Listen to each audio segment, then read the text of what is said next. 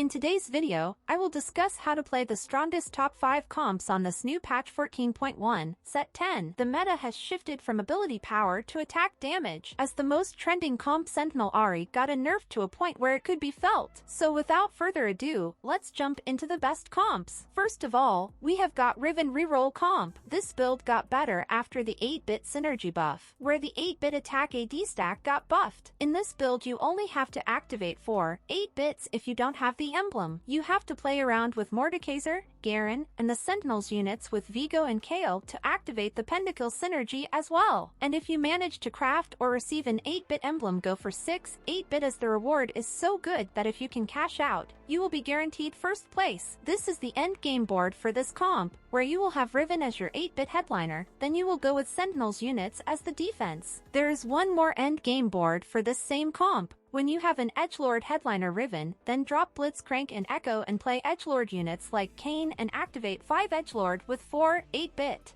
For the early game, go with Corki as your headliner, and play around Sentinels and Moshers at the starting. Build up items that are needed by the main champions for a smooth transition. And when you level up till 7, at the mid-game, you will have to roll to get the headliner Riven. Once you have got the Riven, from here, this will be your mid-game board, and you will have to stay in 7 and roll for a Riven 3-star. Now let's talk about the itemization and the core units along with the best augments for this build. For Riven, go with Bloodthirster, Quicksilver, and Giant Slayer. If you don't have these exact items, you can make alternate items like Hand of Justice, Titan's Resolve, and Infinity Edge. For Mordekaiser, the most important item is Even Shroud, as this is an AD comp, Warmog's Armor, Steadfast Heart, Crown Guard, Bramble Vest, and Dragon's Claw. Lastly, on VGO, make items like Hand of Justice, Red Buff, Bloodthirster, Titan's Resolve, Infinity Edge, and Edge of Night. For the augments, the healing and Omnivamp augments are suggested like Last Stand, Vampirism, Healing Orbs, You Have My Sword, Harm Assist, Jeweled Lotus, and Idealism. Now moving to the second comp on the list, we have Pentacle Karthus. Karthus recently got a patch, where originally Karthus Ultimate deals damage to 5 units, but now it has been reduced to 4 champions, but the damage has been significantly increased. This build utilizes 3 superfans, and this comp varies slightly depending on which headliner comes out. VGO and Karthus are the best for this build. To further strengthen this board, you can obtain a Pentacle emblem and use it on Akali along with her items, to add more chances in your winning condition. For early gameplay around Olaf headliner and superfans units, your board should look like this. Or if you get an early Seraphine headliner, you can use her as well and make items which you can transition to Karthus later in the game. At the mid-game, you will activate 5 Pentacles with Karthus and Akali, and make sure that you have the Superfans traits activated as well. Now let's talk about the itemization and the core units along with the best augments for this build. For Karthus items, he will already have the Archangel Staff from the Superfans, then make Spear of Shojin and Jeweled Gauntlet on him. There are alternates like Nashor's Tooth, Adaptive Helm, and Rabadon's Death Cap. For Akali and VGO, make Bloodthirster, Hand of Justice, Titan's Resolve, Red Buff, Infinity Edge, and Edge of Night. For Mordekaiser, make Warmog's Armor, Steadfast Heart, and Even Shroud. Alternate items like Crown Guard, Dragon Claw, and Bramble Vest can also be crafted depending on the items you have. For the augments, these are the suggested Gargantuan Resolve, Idealism, Healing Orbs, Jeweled Gauntlet, Vampirism, Know Your Enemy, and Harm Assist. Now the next build that we will talk about is the VGO deck. VGO is already good,